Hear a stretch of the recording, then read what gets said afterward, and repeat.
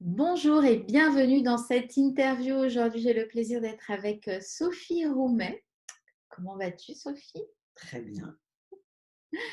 J'espère que de chez vous, vous êtes en forme aussi et que vous allez prendre le temps de regarder cette interview, un petit intermède dans votre journée. Et donc, Sophie, j'avais envie de parler de ta vie d'avant, Oh, déjà, pour commencer. Quel est ton parcours de vie au niveau professionnel, au hein. niveau professionnel? Mon parcours de vie, c'est en fait, j'ai toujours su que je serais soignante.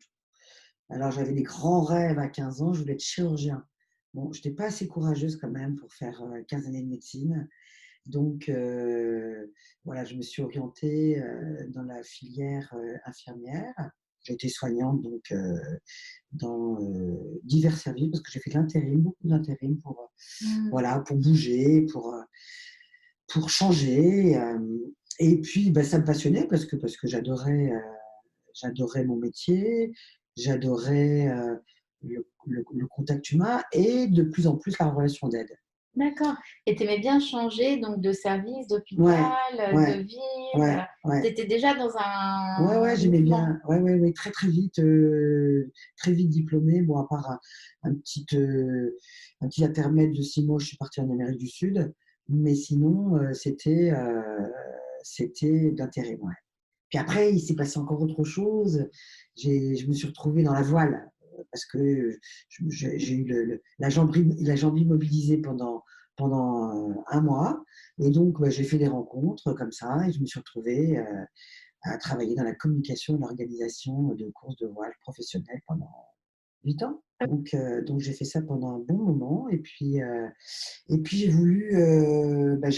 eu après mes enfants, voilà, il a fallu que je reprenne, j'ai repris mon métier, d'infirmière, mais après cette longue interruption dans autre chose, c'était un peu compliqué de reprendre dans un cursus, infirmier. Donc en fait, je voulais me spécialiser, je l'ai fait d'ailleurs à 38 ans, D'accord, me spécialiser dans les soins palliatifs. OK.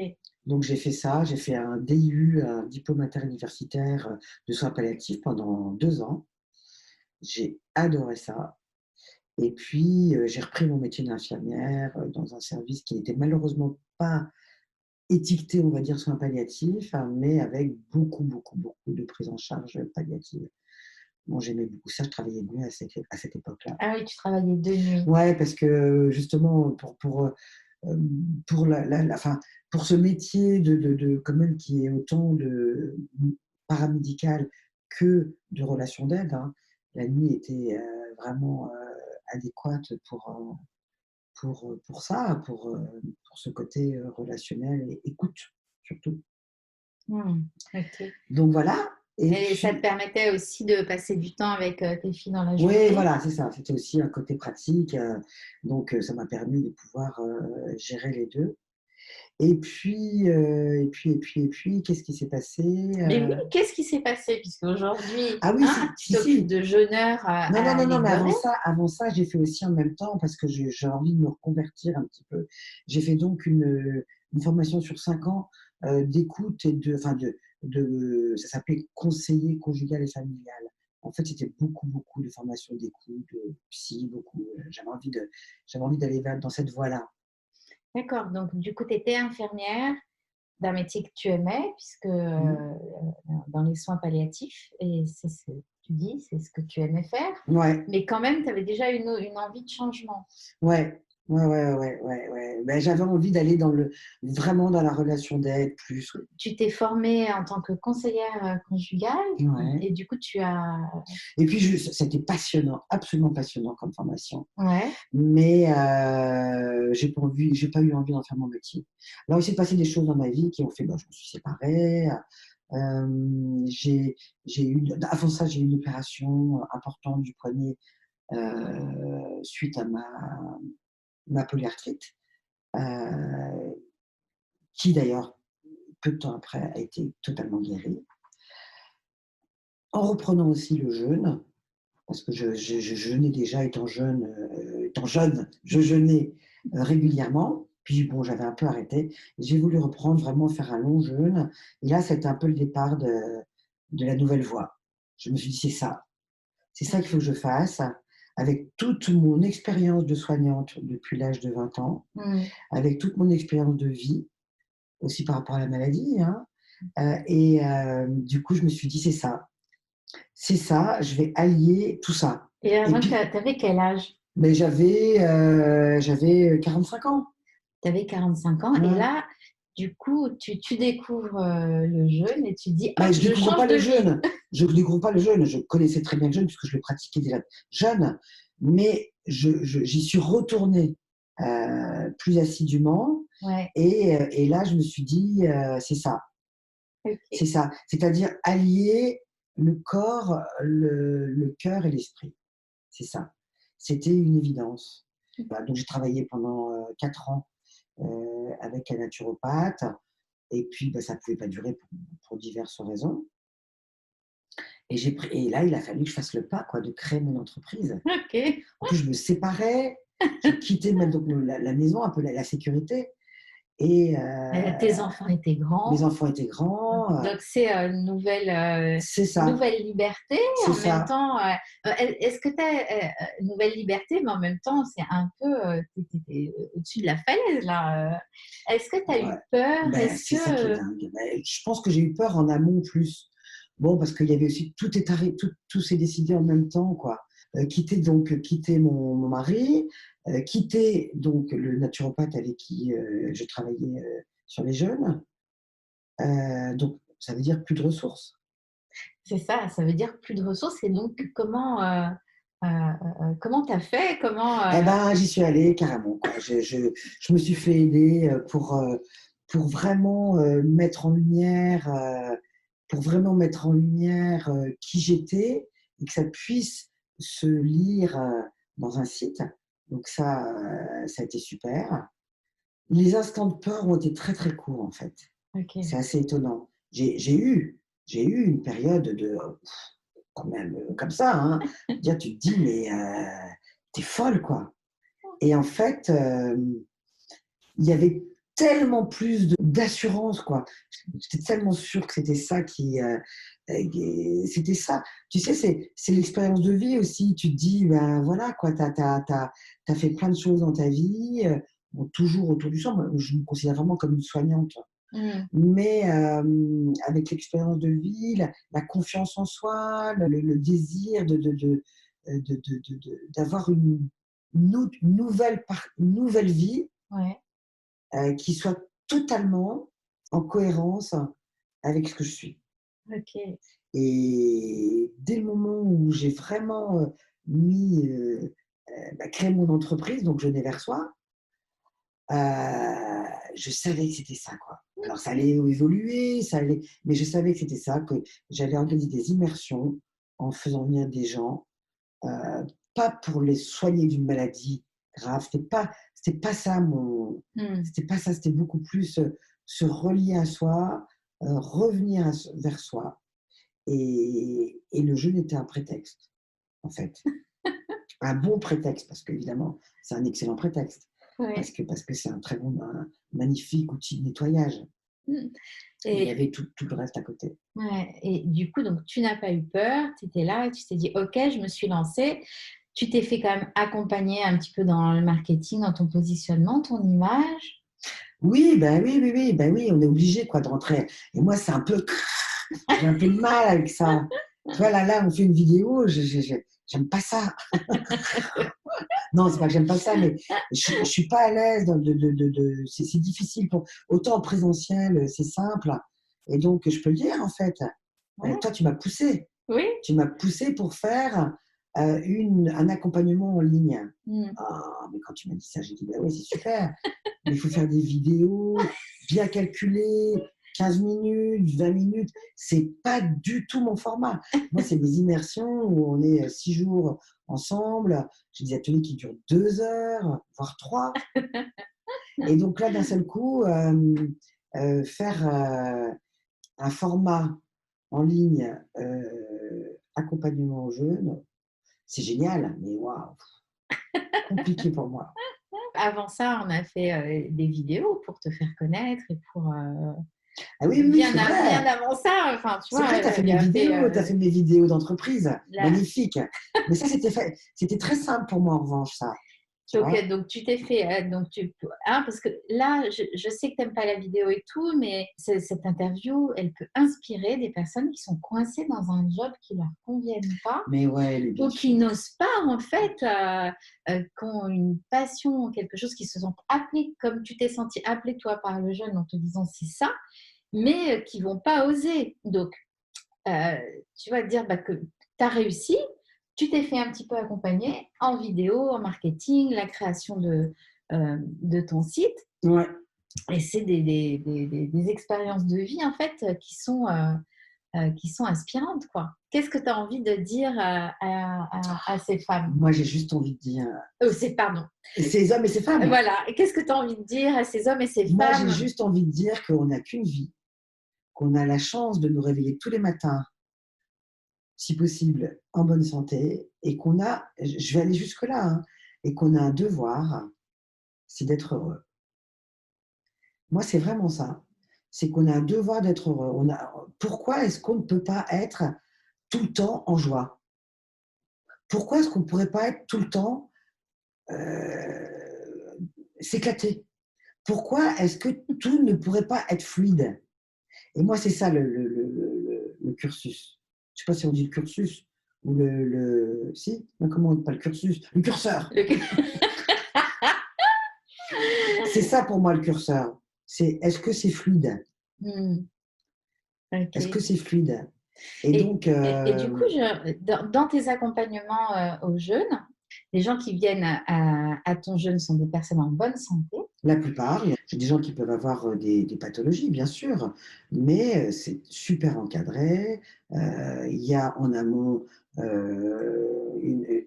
comment dire? Une validation, pour venir jeûner. Voilà, je veux pas vendre le jeûne pour guérir. Donc du coup, c'est vrai que c'est intéressant, l'accompagnement à distance, du coup, s'adresse carrément aux gens en bonne santé. Là, Mmh, je te rejoins carrément. mmh.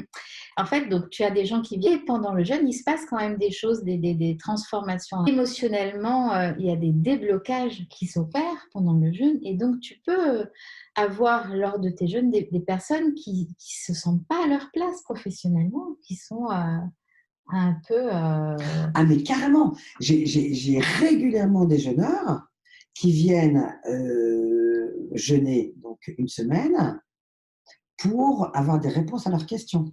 OK. Et Et il y a des trucs, il y a des histoires, vraiment intéressantes. Il y a vraiment des histoires intéressantes de personnes qui rament, dans leur, activité, et qui pressentaient déjà qu'il y avait des choses à faire. mmh, Et il y a eu des, ouais, ouais, il y a eu, c'est carrément un super tremplin, mmh. pour, switcher. Et donc, quand on switch et quand on change de métier comme ça, bah, on a une impulsion. On a peur, on a une impulsion. En tout cas, on a l'impression que tout va être facile. Tout est plus facile qu'avant.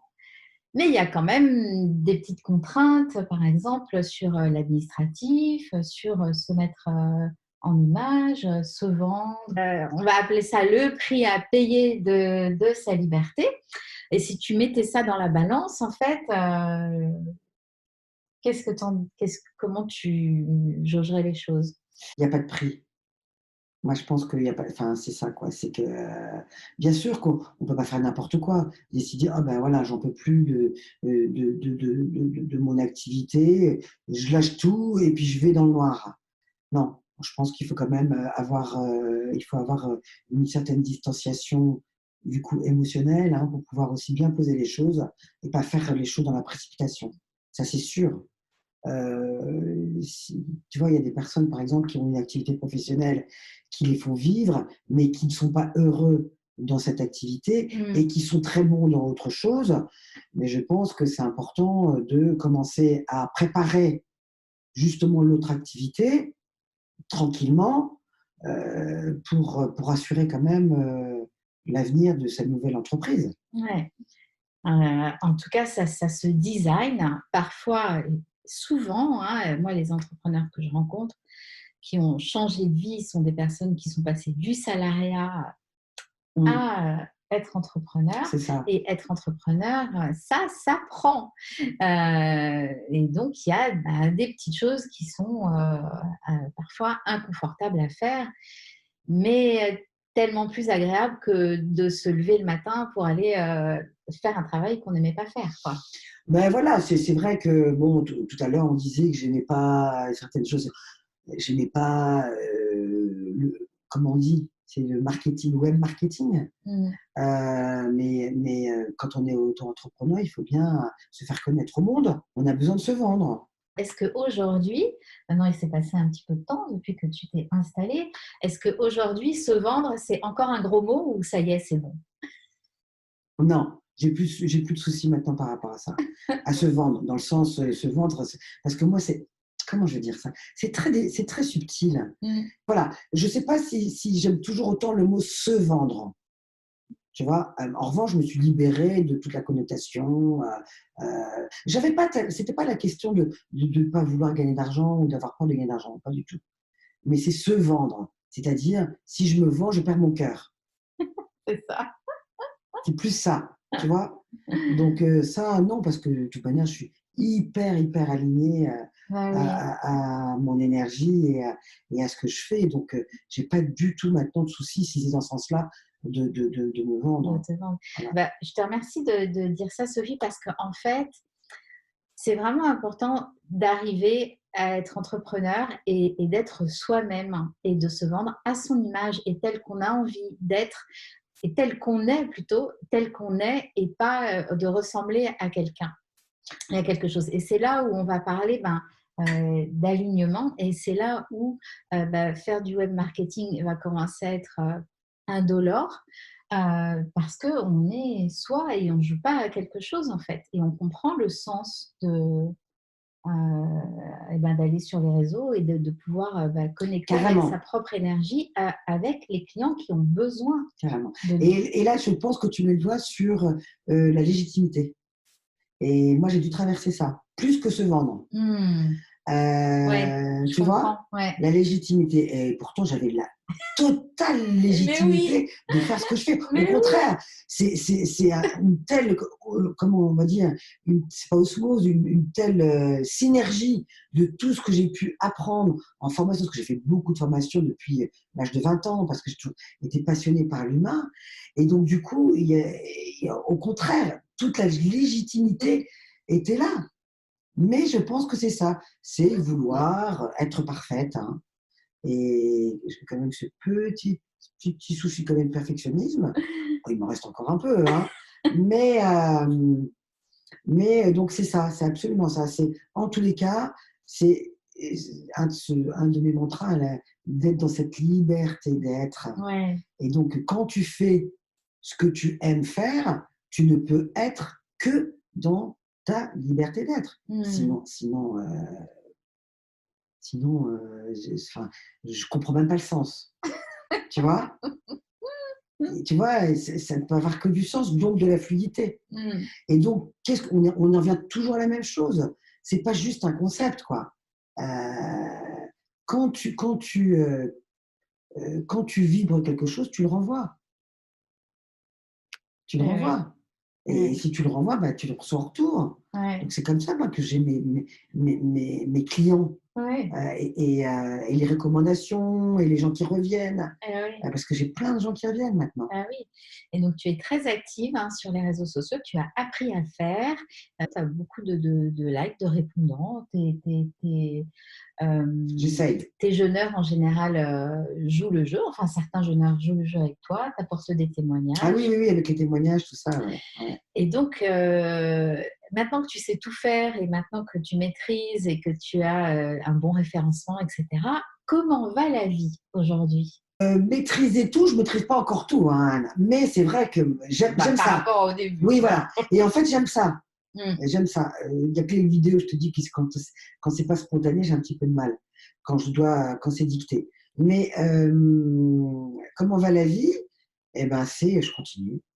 J'ai des clients régulièrement, je remplis mes immersions, je rajoute des dates. Et il y a un baromètre qui est intéressant. Ce qui s'est passé avec la crise sanitaire, j'ai dû annuler, des immersions qui étaient archi remplies. Ouais, Donc je les ai reportées plusieurs fois d'ailleurs.